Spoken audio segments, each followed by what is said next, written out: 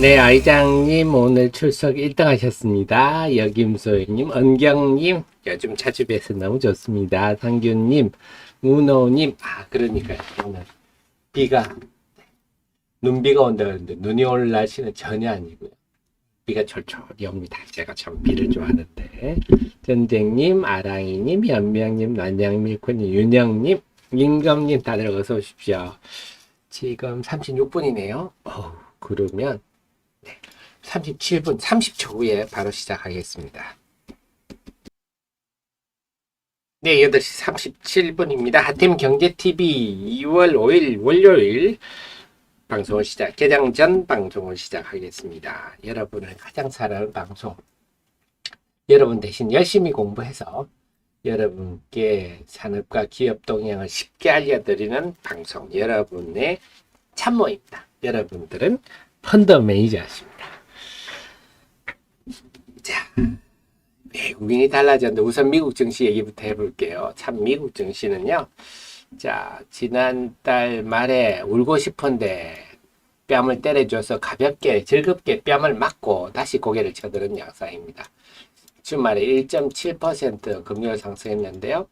금요일날 고용지표 미국의 일자리 수가 예상을 상회하는 그런 수치가 깜짝 수치가 나왔는데도 불구하고 주식시장은 내 갈 길을 가겠다. 네. 그랬습니다. 그래서 주식시장이 그만큼 뜨겁다. 예전 같아서는 저 정도 고용 지표가 나왔으면 나스닥 지수가 좀 크게 하락하고 금리가 오르고 했을 건데요. 그 국제금리가 조금 올랐음에도 불구하고 나스닥 시장은 나는 바쁘다. 내 갈 길을 가겠다. 하면서 또 최고가를 경신하는 그런 모습입니다. 그 속에서 역시 또 지금 올해 주도주 엔비디아가 또 사상 최고치를 기록을 했습니다. 그래서 이런 게 말하는 게 주식 투자는 이런 거야. 뭐냐? 꿈의 크기입니다. 자, 작년 연말에 또 엔비디아에 대해 그런 얘기 했잖아요. 엔비디아의 뭐 PR이 어떠고 저떠고 지금도 저 PBR 얘기가 나오고 있지만 사실 이게 구닥다리 개념이거든요. 옛날에 통하던 개념이고 이제는 지금 시대가 바뀌어서 꿈의 크기, 성장주의 꿈의 크기가 결국 주가는 미래의 성장을 현재화하는 게 주가거든요. 얘가 아무리 그러니까 우리가 그런 얘기를 합니다. 최근에 메타가 이제 그 배당을 하겠다. 처음으로 이걸 가지고 두 가지 의견이 있습니다. 뭐냐? 야, 메타가 배당을 해? 그러면 이제 얘는 성장주가 아니고 성숙기에 접어드는 거야. 네, 맞습니다. 성장하는데 배당 줄 돈이 어디 있습니까? 투자하고 개발하고 그거 하기 바쁜데 성숙기가 되면 별로 크게 돈이 쓸 데가 없다. 그냥 돌아간다, 안정적으로. 그러면 이때 이제 배당을 많이 주거든요. 그래서, 야, 엔비디아와 메타가 이제 성숙 산업이 된 거야?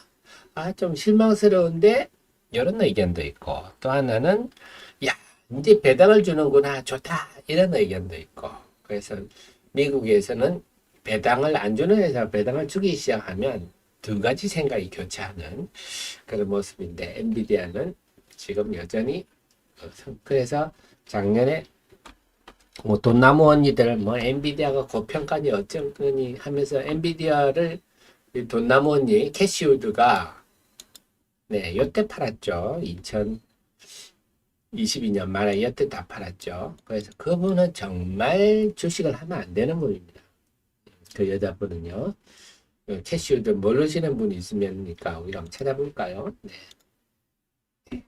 캐시우드. 요즘은 뭐 그분 뭐 언급도 잘 안 나오기는 하는데 캐시우드 대단한 분이죠. 미국에서 저 정도 위치 갔으면 대단한 분인데 이분이 그 150달러에 엔비디아 팔고 지금 테슬라 사는데 저는 지금 테슬라 매수는 아닌 것 같아요. 공부를 좀 더 하세요. 캐시우드님. 제가 볼 때 지금은 테슬라의 주가 하락은 예전하고는 전혀 다른 그런 국면이다 싶은데 어쨌거나 여기서 이분의 실력이 나오는 거죠. 여기서 성장률 엔비디아를 팔았다. 네, 2022년 말에 팔았다. 뭐 더 이상 뭐 변명할 게 없죠. 150불에 팔았는데 지금 660달러다. 와, 이거는 뭐 그래서 설사 이거 팔았다 하더라도 다시 샀어야죠. 어쨌거나 주식 투자가 참 어려운 겁니다. 자, 그래서 엔비디아가 초강세를 보였다. 그래서 오늘 우리 시장에 좀 역시 또 AI 관련주들이 강세를 보일지. 근데 오늘 모르겠어요. 어떻게 될지는. 어쨌거나 지금 상황이 그렇고 일본 증시도 여전히 공공행진이고 홍콩 H지수는 중국 부양책 한다고 해서 잠시 반짝했다가 다시 깔았고 있습니다. 이게 안 됩니다. 우리가 그 예전에 노태우 대통령 때 주식에 하도 침체가 돼서 한국은행에 발권력을 동원해서라도 네, 주식시장을 부양하겠다 했었는데요. 그래도 안 되더라고요. 네. 근데 중국은 특히 이 시진핑이란 독재자 생각이 제가 말씀드린 인문적 지식이 있어야 되는데요. 그분은 자기는 혁명 2세대다.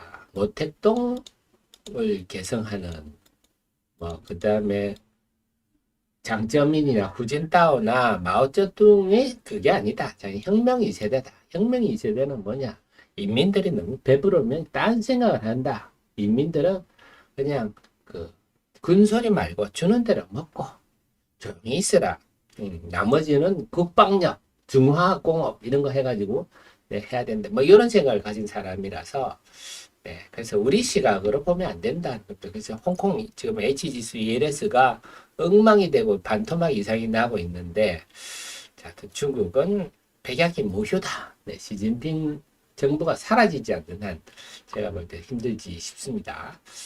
자, 대만도 여전히 신고가 위주고요. 요즘 일본 엔화가 다시 엔달러 환율이 올라가고 있어서 지난주 금요일날 원달러 환율이 좀 떨어졌었는데 외국인 매수 때문에 그렇죠. 다시 올라갈 가능성도 있지 않겠나 싶은데 자, 외국인 얘기를 해보겠습니다. 외국인들이 완전히 달라졌네요. 네, 외국인들이 지금 이달 들어서 하루에 1조씩 이상 사는데요. 금요일날 1조 9천억이나 순매수했습니다. 이거는 보니까 유가증권에서 1조 이상 순매수한 거 쭉 찾아봤더니 2022년 5월 31일에 1조 573억. 근데 뭐 지난주 금요일은 엄청 많았죠. 그리고 지난번에 그 1월 11일 날 삼성과 블록딜 때문에 외국인이 2조 3천억 샀는데 얘는 블록딜이라서 뺀다 본다면 1조 9천억은요 2020년까지 제가 찾아봤어요. 그 전에는 제가 못 찾아봤는데 2020년부터 중에 최대더라고요. 와, 외국인이 엄청 샀습니다. 유가증권 시장을.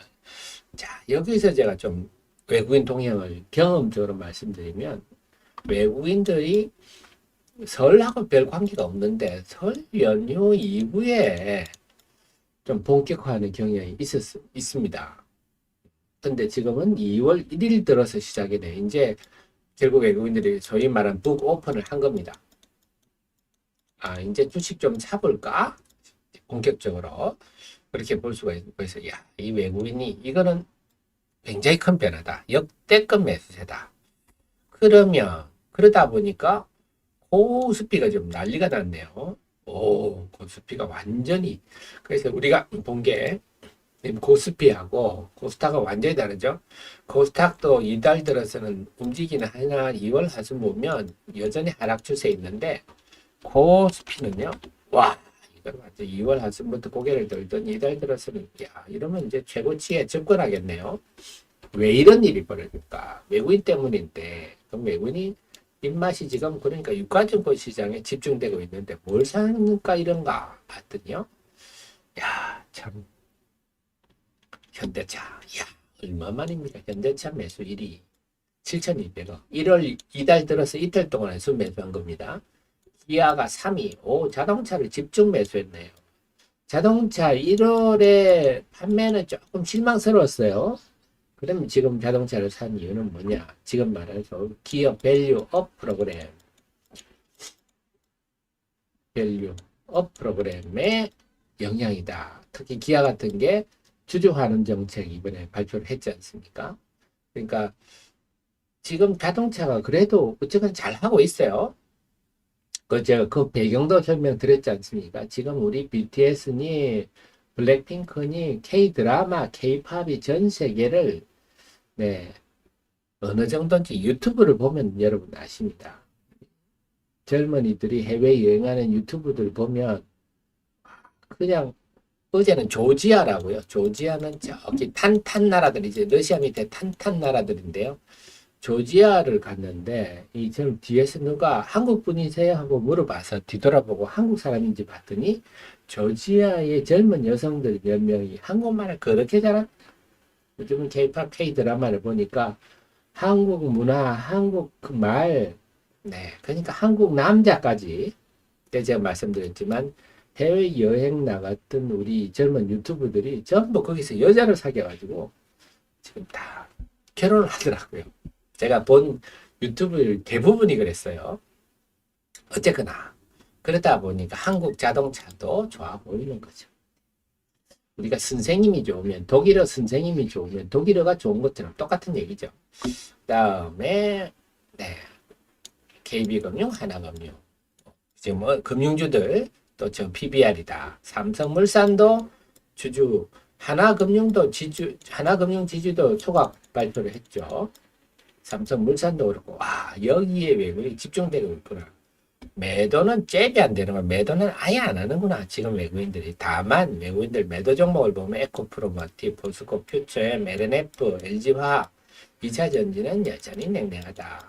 그래서 여러분 제가 2차전지에 대해서 현실에 대해서 말씀드린 올해 2차전지는 생존의 문제가 발생할 수 있다. 결국 중국이 지금 하는 게 치킨 게임에 해당하는 거거든요. 그래서 2차전지에 너무 지금 비중을 두지 않으시는 게 합리적이겠습니다. 어쨌거나 지금은 외국인들이 2월 들어서 역대급 순매수를 하는데 그걸 보니까 대부분이 소위 기업 밸류 업 프로그램에 해당하는 종목이더라. 그러면 결국 이 테마는 네, 단기 테마에 끝나지 않겠죠.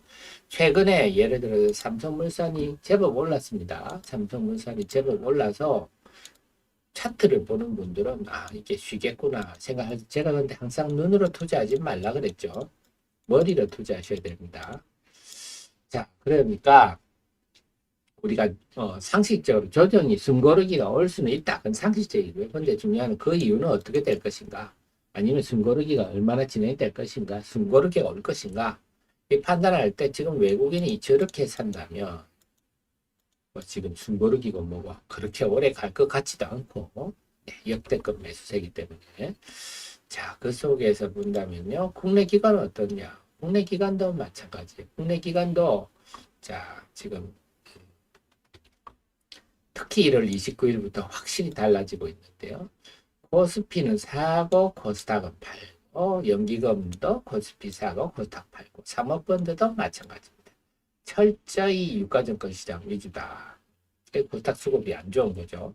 코스닥은 저 PBR이나 이런 게 없죠. 성장주가 많잖아요. 그러다 보니까 코스피에 결국 기관도 못 사나 봐도 투신도 외국인과 비슷한 현대차, 삼성물산, LG 그러니까 뭐 지주회사, 삼성생명, SK, KB 이게 다 저 PBR 주다 이렇게 할 수가 있고요.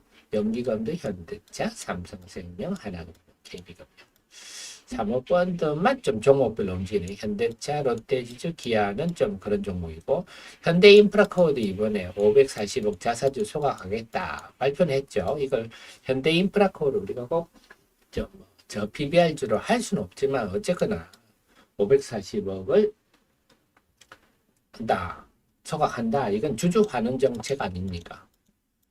그렇게 본다면 결국 이것도 기업 밸류업 프로그램의 범주에 있는 그런 회사라 볼 수 있겠죠. 그래서 제가 말씀드렸지만 저 숫자 가지고 접근할 일은 아니다. 아 지금 얘 0.2밖에 안 되는 거야? 이거 사야지. 네. 그렇게 접근할 일은 아닙니다. 이 성격이 장사가 돼야을 주죠. 지금 업황이 기본적으로 괜찮아야 됩니다. 견고하든지요. 자, 그래서 지금 기관도 투신, 연기금 등등을 보니까 다 이런 쪽이더라. 그러면 이 테마는 생각보다 강렬하게 갈수록 다들 처음에는 저 PBR 그거 뭐 구닥다리 개념 아니야? 네. 잠시 한번 스쳐가겠지 이랬는데 2월 달 들어서 외국인이 이렇게 사고 기관이 이렇게 산다면 이거는 좀 더 확대되겠다. 그러니까 지금까지는 뭐 자동차, 뭐 지주회사 뭐 이랬는데요. 이제 숨어 있는 종목을 발굴하는 장사가 이번 주부터 본격화되구나. 그래서 이번 주는 숨어 있는 종목들 좀 두가 내밀 것 같고, 관련해서는 제가 우리 정현님 프로님께 좀 알려드렸어요. 그래서 지금 혼자 주식 하지 마시고 저 같은 참모는 아르바이트로 두셔야 됩니다. 그래서 프로에는 뭐 당연히 하셔야 되고요. 투자 규모가 되신다면 이렇게 우리 정혜원님들 제가 그 종목까지 딱 분석해서 찍어가지고 알려드리고 있는데요. 잘 활용하시기 바랍니다. 자, 그래서 결론적으로 지금 시장의 중심은 기업 밸류업 프로그램인데 그 테마가 얼마나 갈지 봤더니 외국인이 이렇게 역대급 매수세로 한다면 이 테마는 생각보다 오래 가겠다. 이제부터는 지난주에 지금 뭐 여러분 다들 아시겠지만 지금 막 현대차 이런 걸 지금 다들 사기 부담스럽잖아요. 상식적으로. 그럼 딴 거 뭐 없나? 이런 게 사람 생기잖아요. 자, 그래서 딴 것들 찾는 흐름이 이번 주에 나도 기업 밸류업 프로그램에 적절한 종목이야 하는 종목이 등장할 것 같습니다. 관련해서는 우리 정현님 프로회원님께는 제가 좀 선별해서 알려드렸고요. 자, 그래서 이제 우리가 아셔야 될 게 의도가 좀 전에 말씀드렸듯이 그냥 숫자 가지고 0.2다, 0.4다 이거 가지고 접근할 문제는 아니다.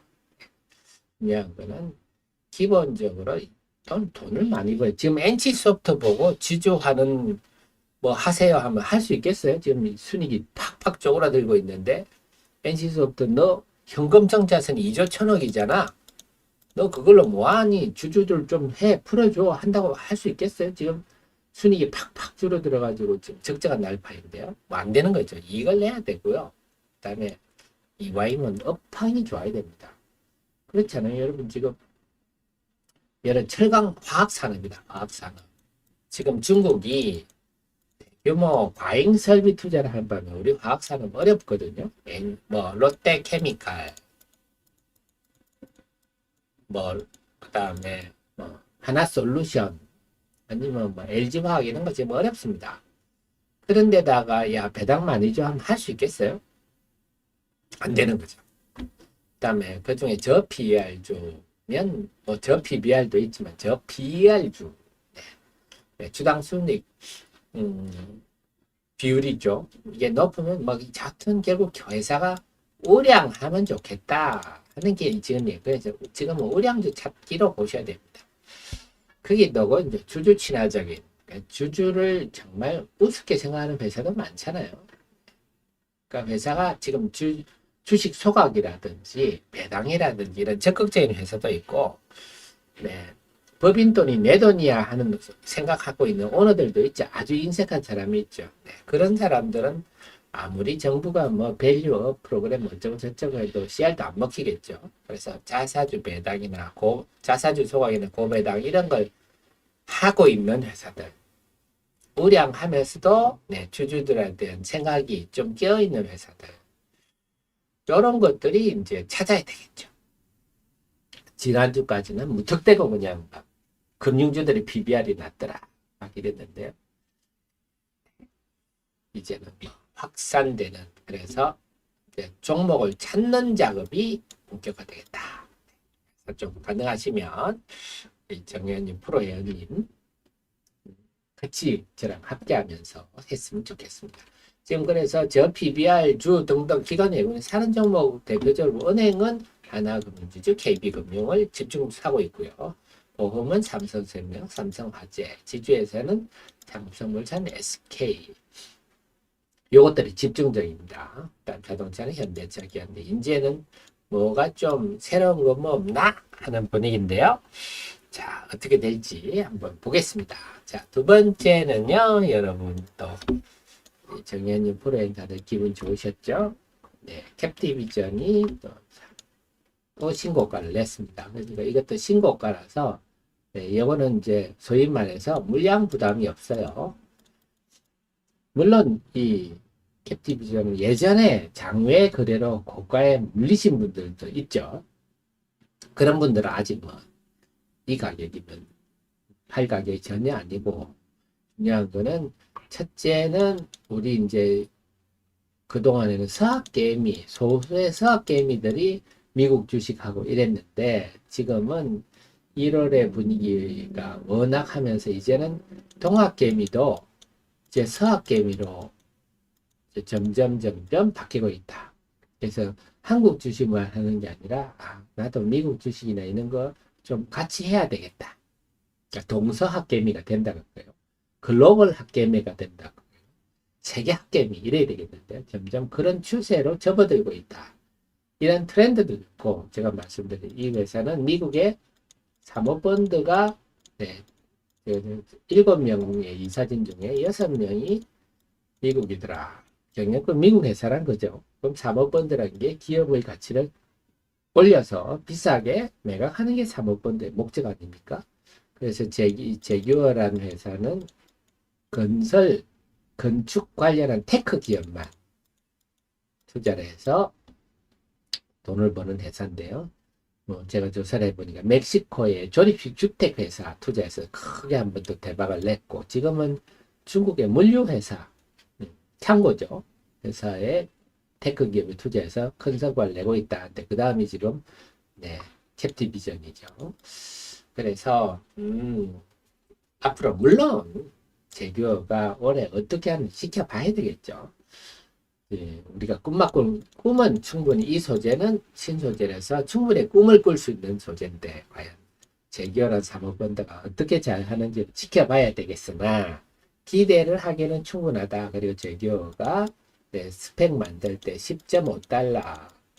그래서 기존에 혹시 캡티비전을 갖고 있는 분들은요, 지금 주식 하더라도 마이너스 30 몇 프로 막 이렇게 나옵니다. 그 이유가 10.5를 기준으로 지금 증권사가 계산해 주니까 그렇거든요. 자, 그렇습니다. 그래서 올해 지금은 기대감이죠, 기대감. 계속 제가 조사를 해서 알려드리도록 하겠습니다. 그래서 지난주 금요일에도 신고가를 내가지고 상당히 즐거우실 건데, 요거는 단타 관점보다는 제가 볼 때는 한번 크게 큰 그림을 그리고 크고 좀 길게 한번 볼 필요가 있는 종목이 아닐까. 단타 1, 20% 먹고 사고 팔고 그런 성격은 그렇게 적합하지 않지 않나 싶은데요. 계속 기업에 대해서 조사를 해서 여러분께 알려드리도록 하겠습니다. 자, 그래서 오늘은요, 두 가지 방향이네요. 지금 기업 밸류 업 프로그램 하고요. 업하고 지금 AI하고는 좀 다른 성격이거든요. 지금 엔비디아 강세를 보여. AI는 성장주잖아요.